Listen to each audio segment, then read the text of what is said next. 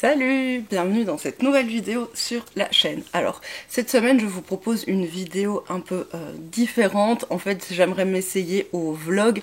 J'aimerais vous emmener avec moi sur plusieurs jours. C'est vraiment un format que moi j'apprécie regarder chez les autres créateurs de contenu plutôt artistique. J'ai envie de m'y essayer parce que j'aimerais vous partager en fait plus de mon quotidien créatif et artistique, de vous montrer plus régulièrement au jour le jour ce que je fais en termes de créativité pour la nourrir, pour l'entretenir et également pour progresser. J'aimerais aussi profiter de ces vlogs pour vous emmener avec moi dans une nouvelle aventure qui s'ouvre bientôt dans ma vie, c'est-à-dire cette aventure de continuer sur ma voie artistique et créative et de développer de plus en plus ces activités-là d'un point de vue professionnel, j'entends. Voilà, donc je me dis que c'est quelque chose qui peut être intéressant de documenter ce passage. Je trouve qu'on voit beaucoup des vidéos sur YouTube de personnes qui vous expliquent comment elles ont fait pour passer d'un job à temps plein à vivre de leur art et je trouve qu'on ne voit pas souvent le processus et donc comme je suis encore très tôt dans ce processus, je me dis que ça peut être très intéressant de vous filmer le tout. N'hésitez pas à me dire ce que vous pensez de cette idée en commentaire. Tant qu'on est au début de cette vidéo, j'en profite pour vous faire la rengaine habituelle. Si vous aimez mon travail, si vous appréciez mon contenu ou si vous avez simplement envie de me soutenir parce que vous m'aimez bien, vous pouvez vous abonner, liker la vidéo, me laisser un commentaire, je réponds à tous les commentaires avec grand plaisir. Et également, qu'est-ce qu'il faut faire? Oui, la cloche, vous pouvez activer la cloche de notification pour être prévenu à chaque fois que je publie une vidéo.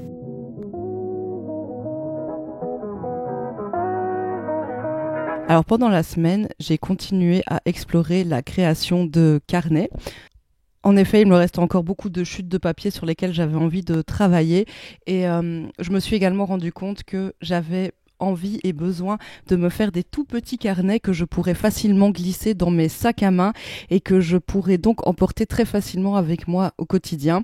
J'en ai fait 3 différents avec différents formats, un peu comme la première fois. Si tout le processus vous intéresse, donc j'en ai fait une vidéo il y a 2 semaines, je vous la remettrai dans le petit i si vous ne l'avez pas vue, mais ça fait un petit moment que je me dis que j'aimerais avoir un carnet que je peux emporter avec moi tout le temps, partout, pour dessiner dans le métro, par exemple, pour dessiner dans le train ou pour dessiner tout simplement quand on va boire un verre ou quand on va au restaurant et qu'il n'y a pas énormément de place sur la table et que je vais pas commencer à sortir tout un matériel assez conséquent, mais juste un petit carnet et un crayon ou un bic.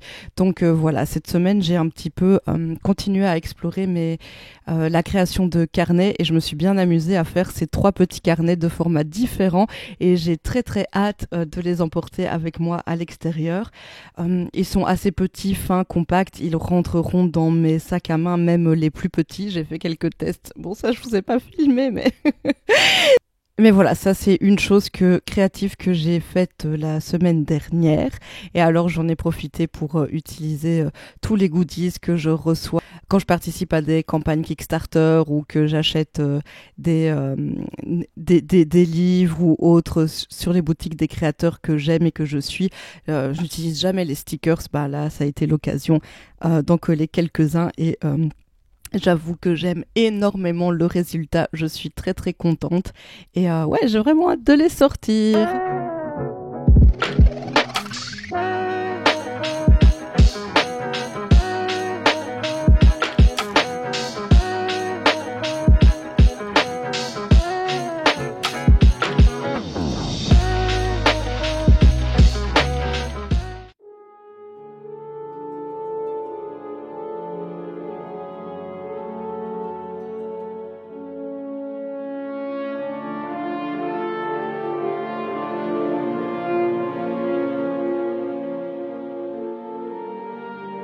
Le week-end dernier, on est allé avec mon compagnon à Elftopia. C'est un festival fantasy, fantastique, en tout cas des mondes de l'imaginaire qui se déroule en Flandre, non loin de Gand. Ça fait plusieurs années que j'avais envie d'y aller, pas tant pour le festival, mais plutôt pour le lieu, parce que ça se passe au château de Oudonk à Deinze.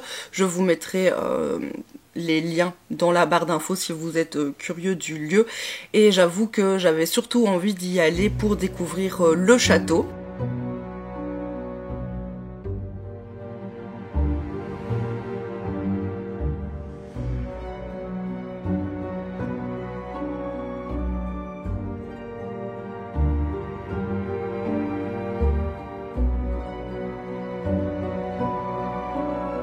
En ce qui concerne le festival, pour ceux que ça intéresse, personnellement j'ai été un petit peu déçue.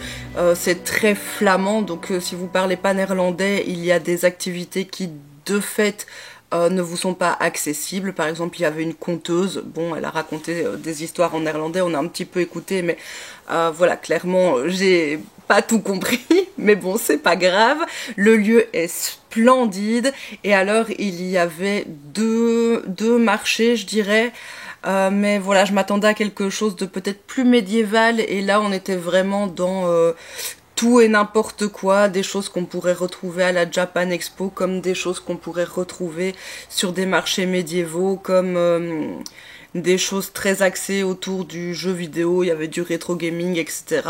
Voilà, bon, je pense que ça brasse un large public. En tout cas, ce qui est certain, c'est que je retournerai au château et je vous emmènerai de nouveau, parce que je n'ai pas pu visiter ni l'intérieur du château, ni la cour, alors que c'est quelque chose qu'on peut faire normalement.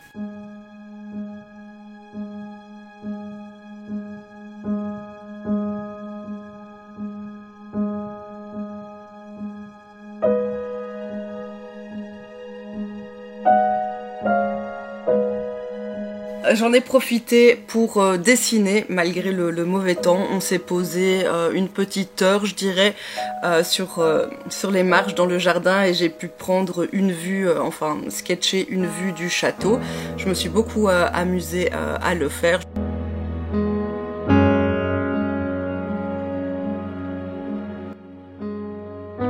Alors je voulais vous montrer ce que j'emporte avec moi quand je vais comme ça dessiner, sketcher dehors, quand je pars dans des événements ou que je me rends à un endroit particulier le week-end, où je sais que j'aurai le temps de faire un petit sketch, mais pas forcément le temps de me poser longtemps en plein air pour peindre.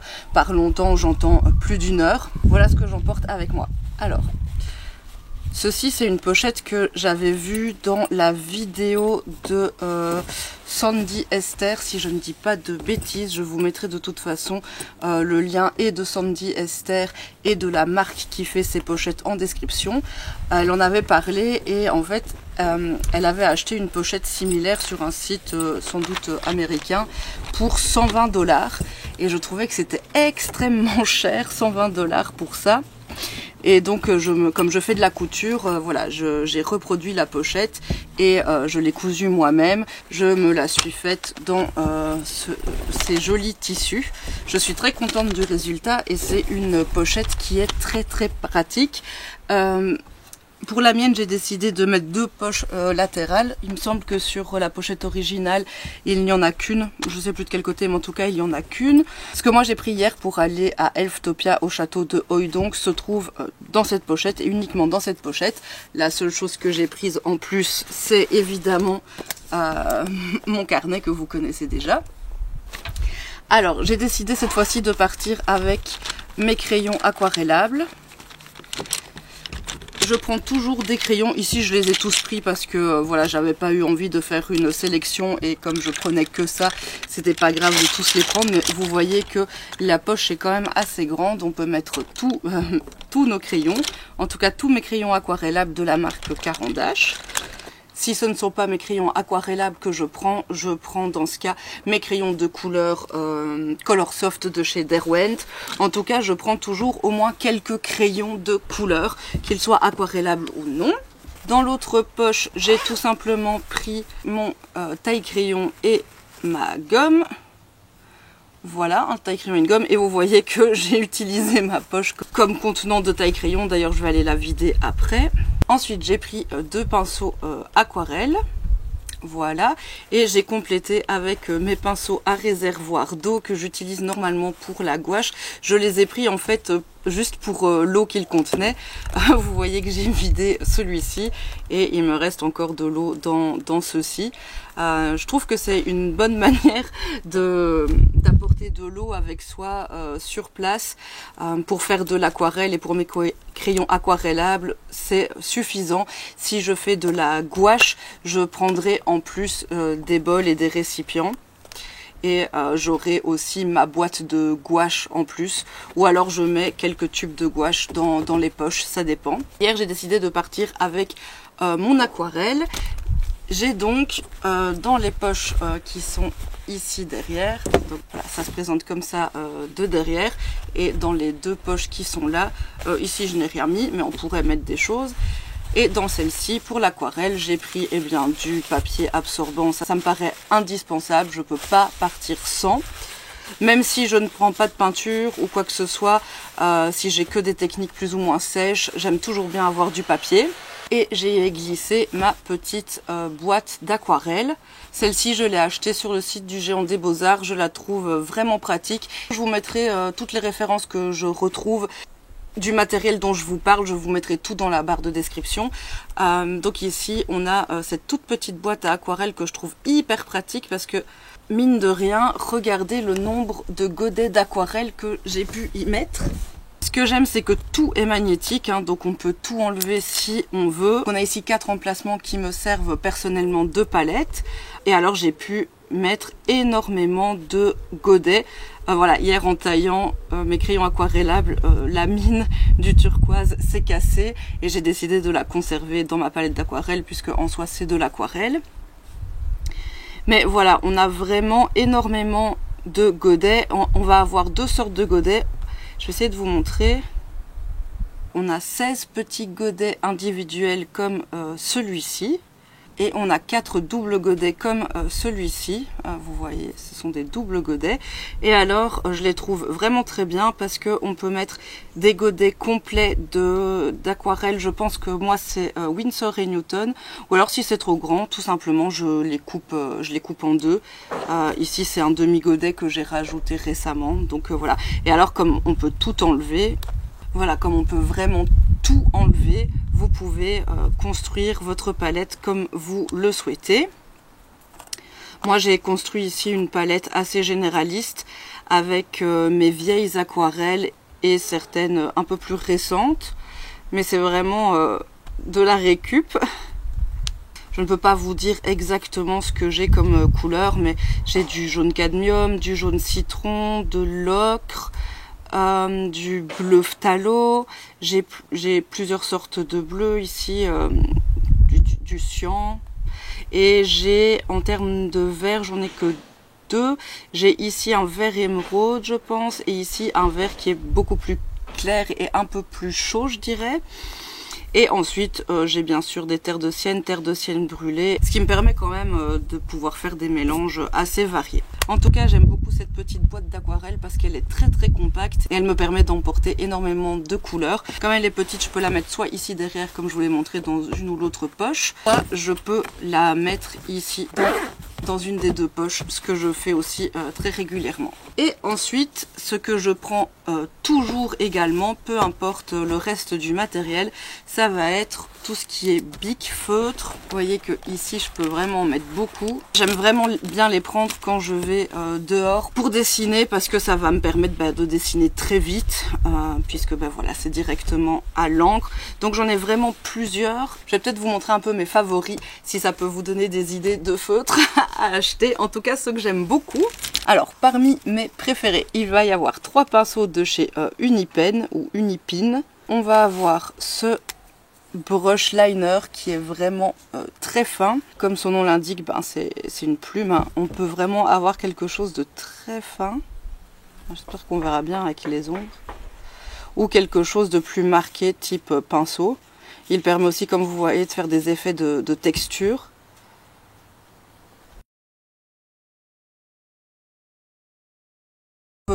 jouer sur les pleins et les déliés avec ce type de brush.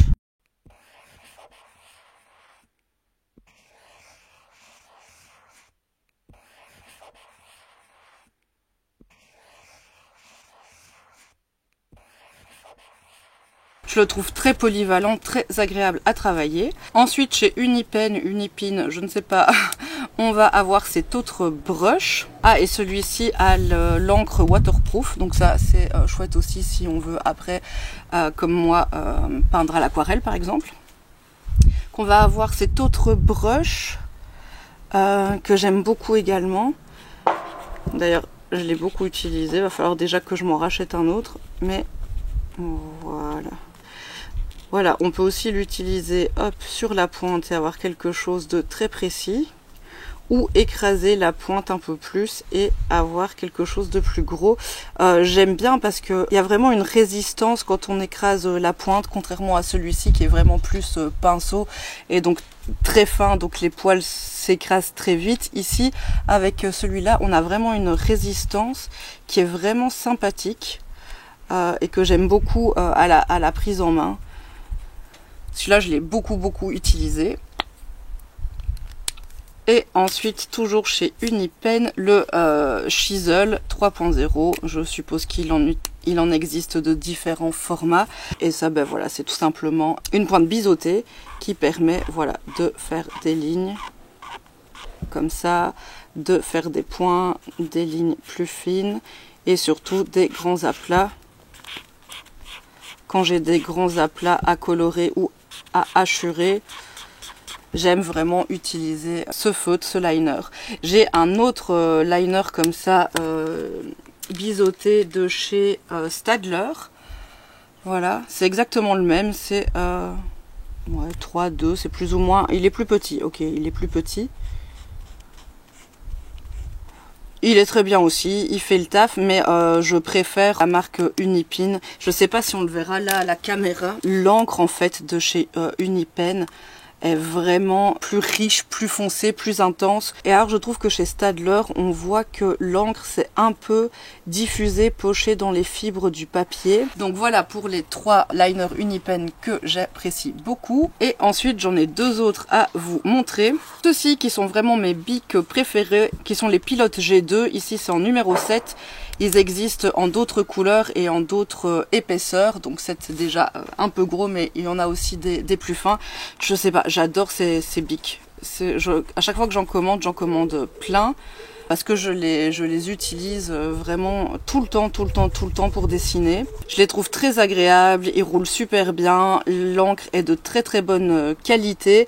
J'aime vraiment bien ces bics, je trouve leur prise en main vraiment très agréable. Le caoutchouc est doux, je sais pas, je les adore. Franchement, j'ai essayé pas mal de bics, simples bics noirs comme cela et les Pilotes sont vraiment mes préférés. De nouveau de la marque Pilote, le Sigma Pen, qui est de l'encre liquide à l'intérieur. Il possède une pointe ronde assez épaisse et lui c'est pareil, je l'adore pour colorier, pour hachurer, pour dessiner, hein, pour écrire, pour remplir des grands aplats avec de l'encre, je l'adore. Donc vous voyez, il faut pas énormément de bics. Franchement, j'en ai 5 et ça me suffit personnellement largement. Si je devais en ajouter un, ce serait peut-être un liner très fin, type 0,1 ou 0,05, vraiment pour faire des détails très petits, très minutieux. Mais moi, je m'en sors bien avec cela. Au contraire, je préfère quand j'ai des outils plus épais que trop fins. Ça me permet d'aller plus facilement à l'essentiel et de moins me perdre en détail. Donc voilà pour ce que j'emporte avec moi quand je vais comme ça juste faire du croquis en plein air. Et sinon, je voulais vous montrer le résultat final de mon croquis donc en plein air hier au château de Hooijdonk. Je l'ai un peu continué dans le train.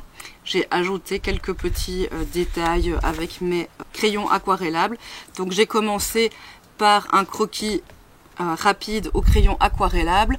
Ensuite, j'ai marqué les grandes zones de couleurs et puis je suis venue passer des lavis d'aquarelle un peu partout pour marquer les zones de couleurs de mon dessin. Et ensuite, j'ai fait un travail un petit peu plus de détails au pinceau, à l'aquarelle, notamment sur les fenêtres. Enfin voilà, j'ai ajouté au fur et à mesure un peu de détails. Et à la fin, donc dans le train du retour, j'ai encore ajouté quelques petits détails au crayon pour marquer un peu plus certains plans. J'ai fait là-bas une rencontre extraordinaire pour moi.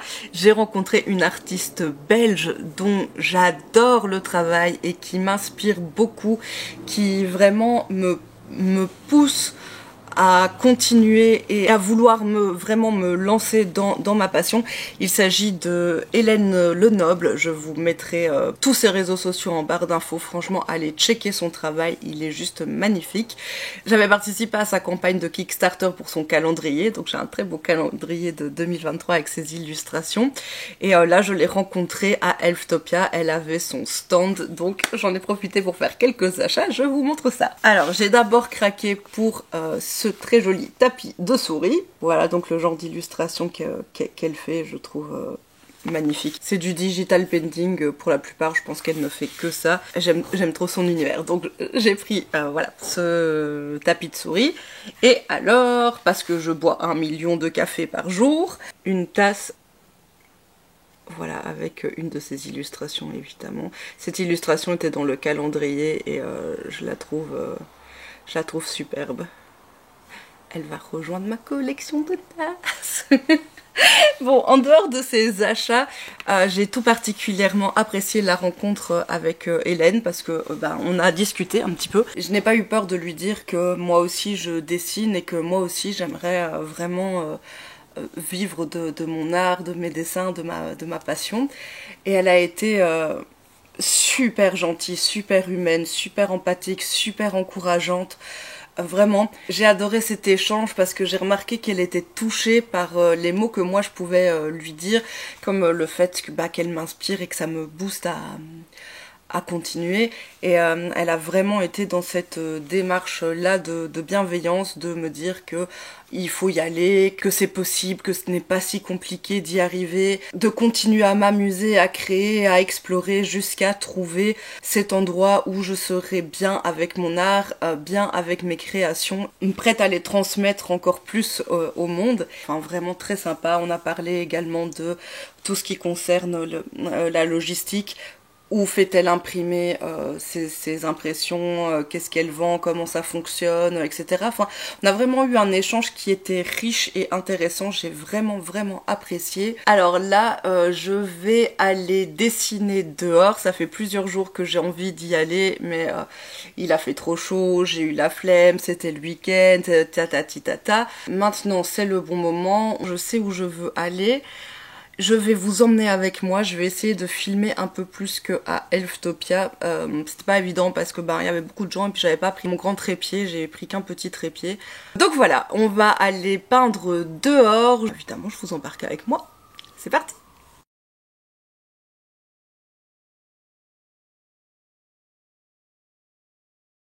Alors pour cette peinture en plein air, je suis partie pas très loin de chez moi. Il y a cette fabuleuse église en fait qui date du XIIe siècle et tout le quartier, il y a quelques rues comme ça qui sont assez anciennes. Il y a ce petit château très mignon que vous allez voir, j'ai peint. À la base j'étais venue pour peindre l'église mais il faudrait que je revienne avec un siège parce que voilà, j'ai pas trouvé d'endroit où me poser. Ou peut-être qu'on y retournera avec mon chevalet d'extérieur, ça peut valoir le coup, et faire une vidéo comme ça de peinture en plein air, peut-être à l'acrylique et sur toile dehors. Si ce genre de vidéo vous intéresse, n'hésitez pas à me le dire et alors je la ferai avec grand plaisir. J'ai pu me poser en fait sur l'église et donc en face de ce petit château. Alors j'ai commencé par faire un croquis quand même assez poussé, en tout cas plus poussé que ceux que je pourrais faire pour un paysage paysage plus naturel, je vais dire, parce qu'il s'agit bien d'architecture et que j'avais besoin d'avoir un peu plus de précision sur mon dessin, parce que bien, comme vous le savez peut-être, j'ai un peu de difficulté avec la perspective, et donc c'était un bon exercice pour entraîner mon œil, pour entraîner les proportions. Je suis pas quelqu'un qui va beaucoup mesurer comme d'autres dessinateurs pourraient le faire et apprendre les proportions, à mesurer exactement les choses les unes par rapport aux autres. J'ai une approche plus intuitive, ou peut-être une approche plus fainéante aussi, mais en tout cas j'essaye d'entraîner mon œil pour qu'il puisse passer d'un élément à l'autre en pensant aux proportions. Voilà, sans devoir tout le temps mesurer. Ensuite, une fois que j'ai eu terminé de faire mon croquis avec mes crayons aquarellables, j'ai passé une première couche de gouache assez liquide sur les différentes parties du dessin et essayé déjà de mettre les différentes couleurs de base. C'est souvent comme ça que je commence mes dessins. Alors ce jour-là, il faisait pas très beau, il faisait chaud, mais le ciel était très couvert de nuages blancs, ce qui fait que dans ces conditions, on a une lumière qui est très uniforme en fait. C'est pas forcément hyper intéressant en termes de luminosité parce qu'on va pas avoir de beaux contrastes comme on pourrait les trouver lors d'une journée très ensoleillée. En revanche, j'aime ces temps couverts parce qu'ils permettent d'avoir une lumière diffuse et constante. On pourrait rester là, peindre plusieurs heures. La lumière ne va pas énormément changer. Les ombres ne vont pas beaucoup changer non plus. J'ai passé un super moment. J'ai rencontré plein de gens. J'adore les rencontres qu'on peut faire quand on peint comme ça en plein air. Je vous en avais déjà parlé dans une vidéo dédiée justement à la peinture de plein air, au croquis de plein air. Les gens sont toujours curieux de ce que vous faites et je fais toujours de très jolies rencontres. J'adore papoter comme ça avec les uns et les autres. J'ai rencontré des enfants aussi qui se sont intéressés à ce que je faisais et je pense que les enfants sont parmi les personnes que je préfère sur Terre. Ils sont beaucoup plus ouverts, plus spontanés, plus vrais que les adultes et j'adore parler avec les enfants, voilà. J'ai vraiment passé un super moment à peindre ce petit château. J'ai essayé d'aller à l'essentiel. J'ai essayé de styliser un peu plus, de me laisser un peu plus aller avec mon pinceau. Finalement, je regrette d'avoir travaillé autant les arbres. Je pense que je les préférais vraiment en début de peinture avec ce côté beaucoup plus aquarelle, beaucoup plus dilué. J'aurais préféré les laisser comme ça. Je pense que ça aurait mis en valeur beaucoup plus le château. Malheureusement, je les ai un peu trop travaillés à mon goût parce que plus je les regardais, plus je voyais de détails, plus j'avais envie de mettre ces détails dans ma peinture. Et finalement, voilà, c'était une erreur puisque le focus de cette peinture est évidemment le château, le bâtiment. Voilà, c'est une leçon que je retirerai de cette peinture et j'essaierai de ne pas refaire la même erreur à l'avenir. Ça reste des choses très basiques, de ne pas détailler toute sa peinture autant partout, et pourtant vous voyez que quand on est sur le vif, on peut très très vite se laisser embarquer parce que on est là dans le rush. On sait que notre temps est limité et je pense que j'ai cette tendance à vouloir capturer le plus de détails possible alors que ce n'est pas forcément ce qui va rendre justice à mon croquis. Globalement, je suis quand même satisfaite de cette peinture parce que ça fait longtemps que j'avais envie de venir peindre là et de peindre ce petit château. Je vais vous laisser avec la fin des images. Cette vidéo a été peut-être un peu longue. N'hésitez pas à me dire en commentaire ce que vous en pensez, ce que vous pensez de ce format. En tout cas, moi, j'ai aimé vous prendre avec moi ainsi pendant plusieurs jours. C'est un exercice que j'aimerais réitérer et sur lequel j'aimerais m'améliorer. Je vous remercie d'être resté avec moi jusqu'ici. Je vous fais plein de gros bisous et je vous dis, eh bien, comme d'habitude, à la prochaine dans une prochaine vidéo. Salut, salut!